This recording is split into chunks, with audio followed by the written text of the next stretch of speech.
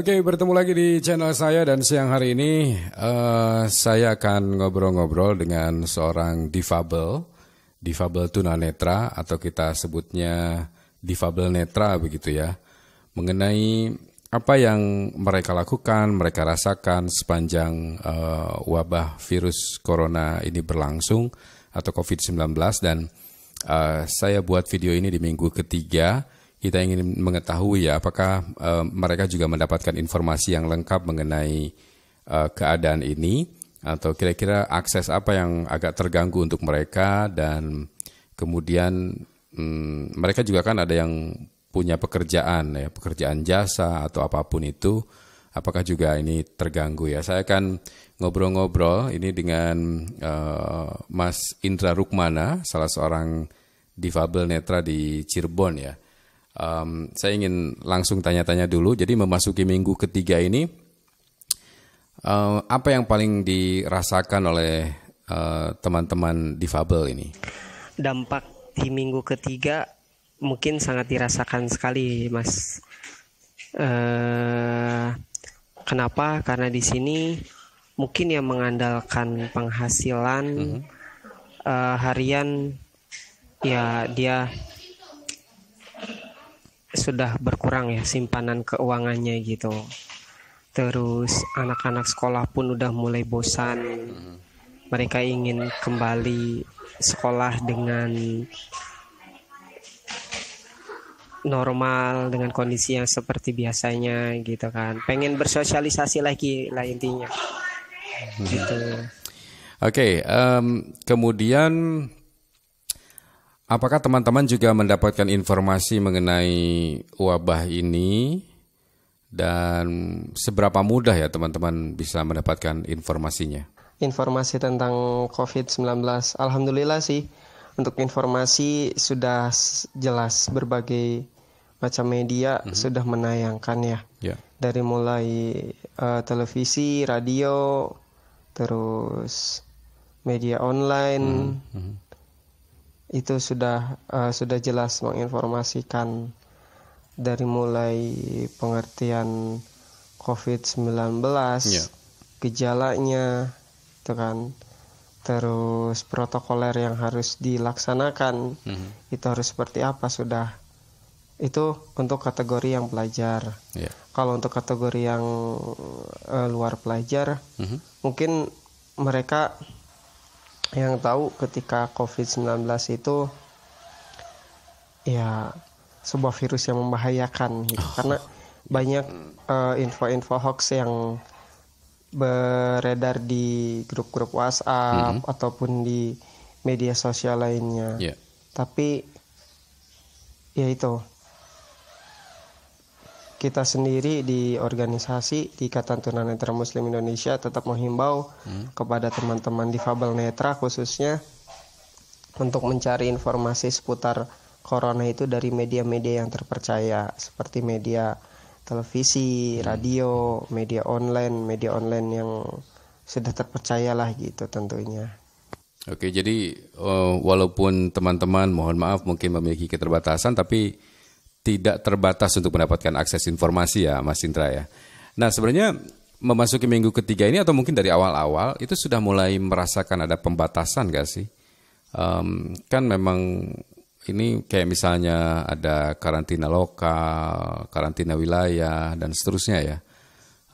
Apakah juga teman-teman difabel juga merasakan hal yang sama?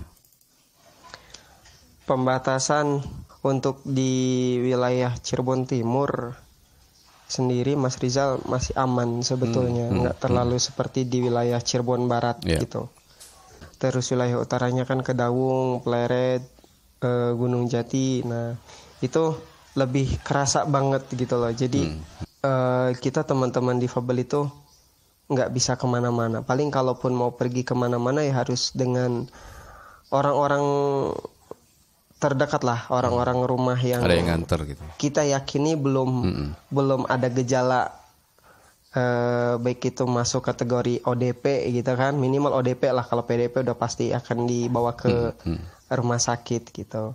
Nah ketika mau naik angkot pun bukan kita takut ya, tapi kita waspada kan. Jadi ya itu paling antisipasinya mereka meminta antar ke ke orang-orang terdekat, saudara atau keluarga yang ada di rumah dengan kendaraan yang ada lah, kendaraan yang seadanya gitu.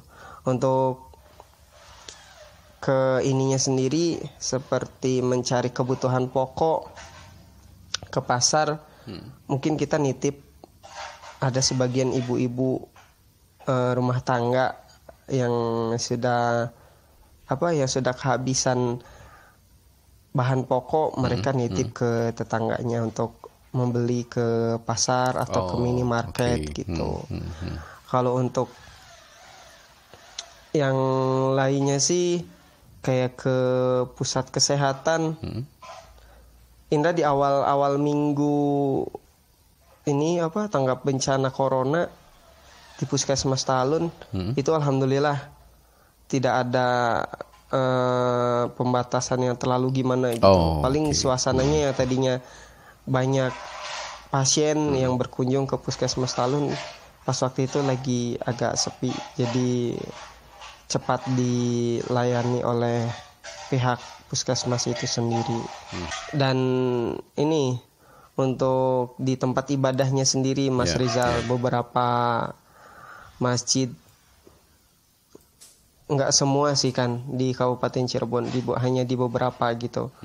Itu ada sebagian yang memang mengeluarkan aturan untuk tidak sholat Jumat. Itu kita juga teman-teman yang difabel sangat menyayangkan gitu. Tapi apa boleh buat, mungkin ini kebijakan dari pemerintah yang terbaik lah. Betul, Mas. Kebijakan dari pemerintah yang terbaik untuk memutuskan mata rantai COVID-19 ini. Oke, Mas. Seberapa Mas Indra tahu mengenai rapid test, Mas?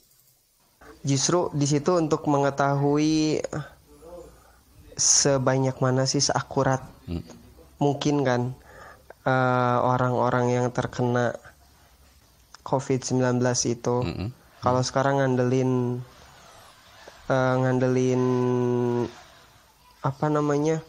pemeriksaan satu persatu dengan waktu yang lama kan akan lama juga. Ya, betul. Gitu. Karena itulah untuk menentukan mana orang yang positif dan mana orang yang negatif. Dan itu berlaku untuk orang-orang yang ODP dan PDP ya, kalau nggak salah yang Indra tahu gitu. Tapi alhamdulillah untuk sejauh ini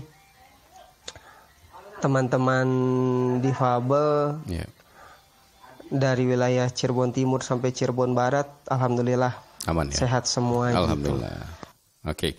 Nah, apakah ada semacam pendataan gitu ya, pendataan atau pemeriksaan dari Pemkab Cirebon sendiri untuk teman-teman difabel ya, kaitannya dengan COVID-19 ini, Mas?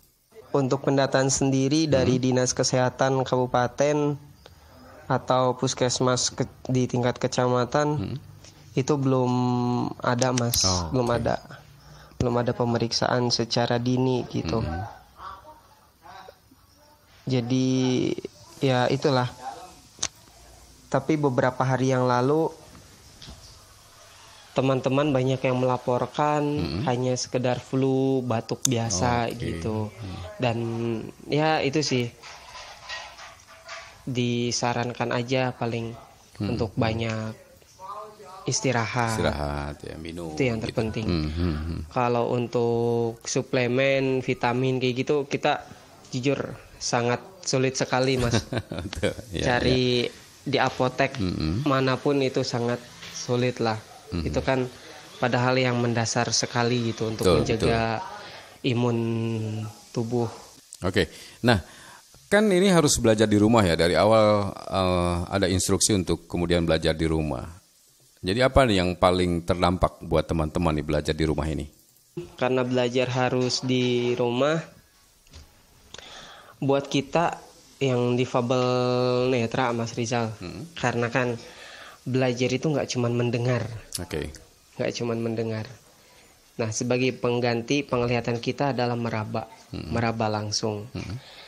Kita sulit ketika Indra sendiri gitu sebagai seorang tenaga pengajar yang membahas satu materi lah. Nah, si objek itu harus diraba oleh siswa. Nah, karena lagi di masa-masa seperti ini, kalau langsung kan jelas mungkin ya, bisa dirabakan langsung, bisa dipegang betul. langsung oleh siswa. Nah, kalau kayak gini kan harus mendeskripsikannya sedetail mungkin gitu, sedetail mungkin. Terus ketika ngasih tugas ke orang tua pun, si orang tua itu belum tentu memahami, tugas dari guru untuk anaknya gitu loh. Terkadang ada kesalahpahaman, guru ngasih soalnya A, ternyata orang tua memahaminya itu B.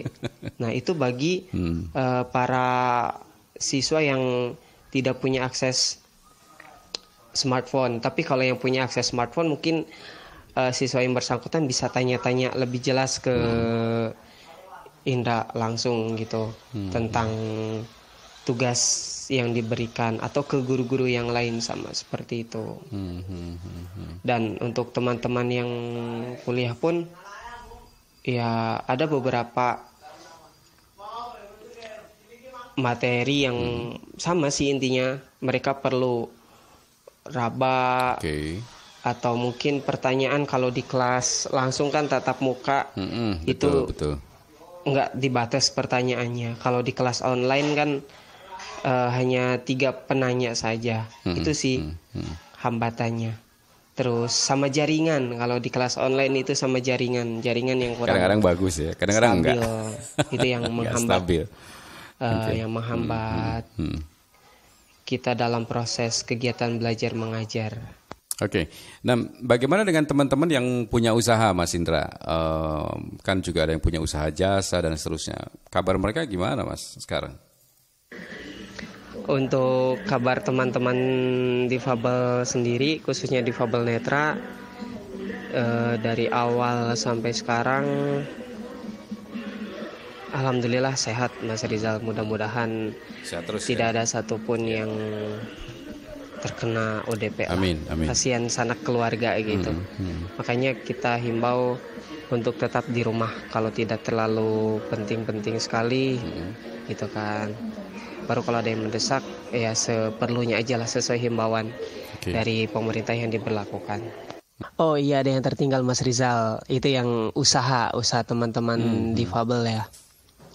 Ini yang Indra tahu kabar dari teman-teman difabel netra, khususnya di wilayah Kabupaten Cirebon, mereka yang punya jasa terapis pijat ya sebagai masyar, itu jarang sekali mendapatkan pasien, baik itu di tempat mereka praktek ataupun dipanggil ke rumah gitu ya, pasien yang membutuhkan. Nah, itu jarang sekali.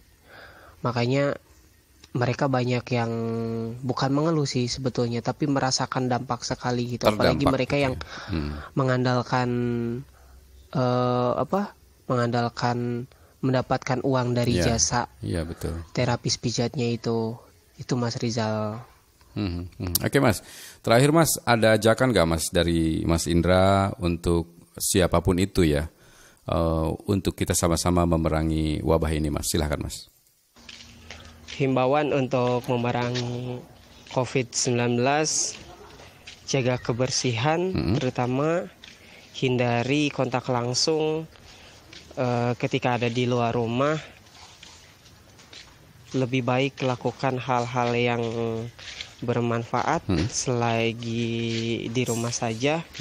Buat yang masih sekolah, manfaatkan waktu untuk belajar. Buat yang usahanya merasa terdampak sekali, mudah-mudahan diberikan jalan yang terbaik oleh Allah ke depannya. Dan yang paling terpenting, kita putuskan rantai persebaran COVID-19 ini agar Indonesia cepat berlalu dari wabah COVID-19 ini. Baik, terima kasih Mas Indra Rukmana, salah seorang difabel tunanetra dari Kabupaten Cirebon sudah berbagi bersama kita. Memang kalau kita berbicara siapa yang kena imbas, ya tentu semuanya kena imbas ya. Mari kita sama-sama putus mata rantai penyebaran dari wabah ini, dan kita akan segera songsong hari esok yang jauh lebih baik, di mana kita bisa kembali tersenyum seperti sedia kala.